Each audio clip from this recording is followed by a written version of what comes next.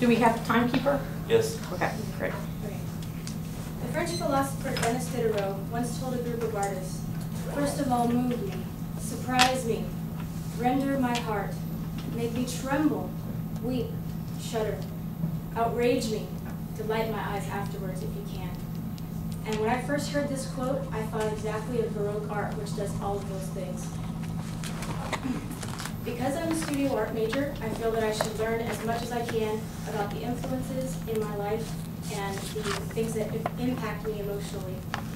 And according to my audience survey, only 2 out of 28 students knew anything about Baroque art.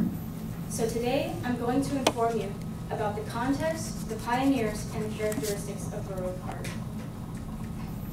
Baroque art was created in Italy, which was dominated by the Catholic Church in the 1600s.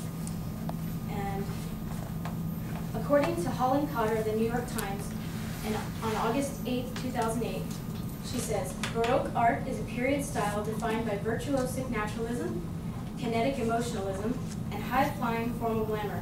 It was an aesthetic of large personalities." The artist created religious scenes for cardinals, popes, and rich patrons. And according to Amy Oates of Interpretation, October 1st, 2007, while the church did not have the lavish funds it formerly had, popes, cardinals, and private patrons still commissioned art that communicated the grandeur, power, and honor due to the church or the patron's family. Now I will briefly discuss the pioneers of Baroque art.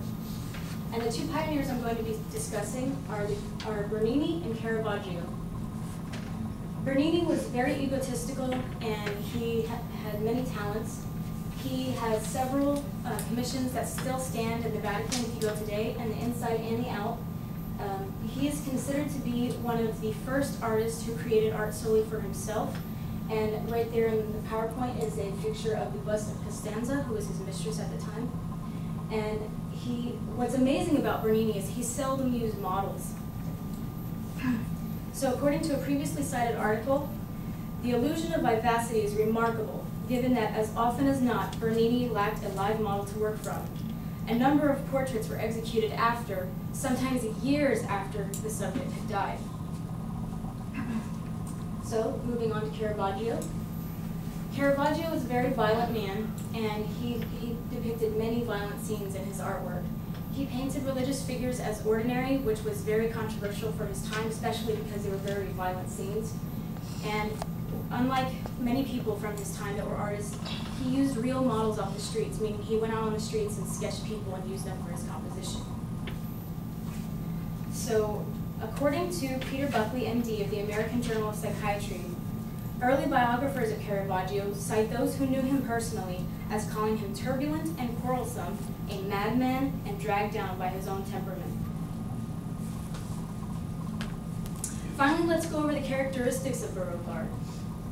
Baroque art is very apparent with its characteristics. There's very stark contrast to develop the mood.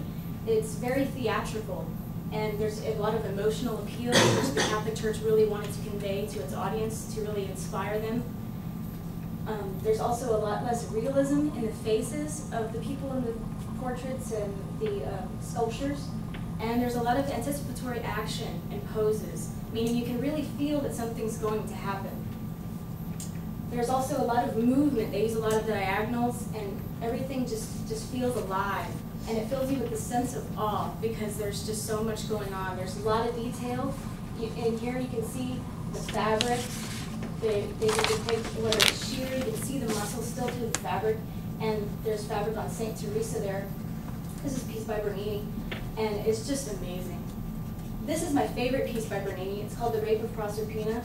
And it's just amazing what he could do with marble, because this is marble, but it looks like skin, and you can see the veins on the hands of the man. It's just amazing. So today we learned about the context, the pioneers, and the characteristics of Baroque art. And according to author Lockie Parker, now and then art gives that particular emotion, ecstasy, which is so priceless a quality that there is no standard by which to measure it. And one of those rare emotions which redeem life from monotony, triviality, and futility. And I believe that Baroque art does just that.